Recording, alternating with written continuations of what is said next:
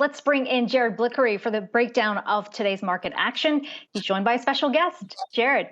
That is right. We got JC Parets here from All Star Charts, and I want to bring you in, JC. Let's start with the market overall. You know, I monitor your Twitter feed, and I got to say, why are you so bearish? Oh, wait, it's the opposite. Why are you so bullish here?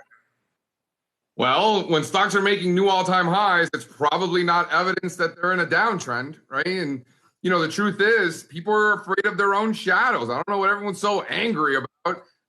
You know, the stock market's making all-time highs. Last week, the volatility index was pushing 40 with the S&P 500 3.5% off all-time highs. We've never seen that before. So basically, the fact of the matter is people are more scared for the least amount of reasons in stock market history. I can't think of a more bullish combination, angry people and stocks and uptrends. I mean, man.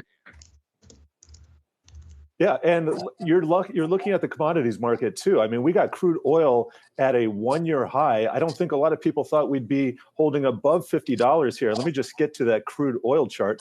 What are you seeing in the market right now?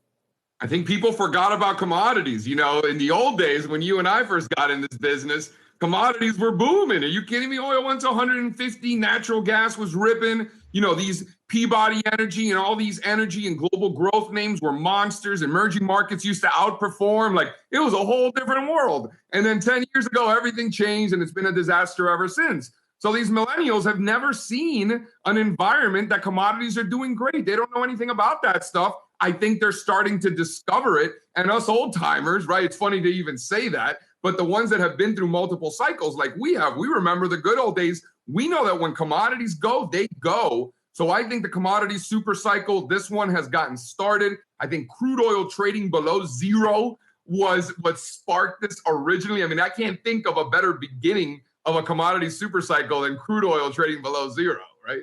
Yeah, you got to think that was the market clearing event of 2020. But I know you're also watching financials. We had XLF breaking to new highs recently. What are you seeing in the financial space here?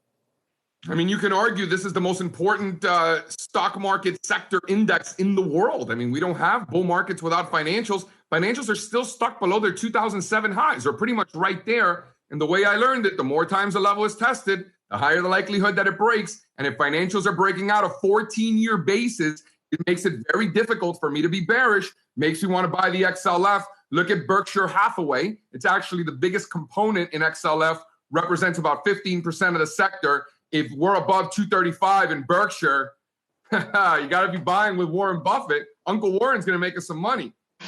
I hear that. And he got a big cash pile too. JC, thank you for joining us here. And I'm going to toss it back to Zach.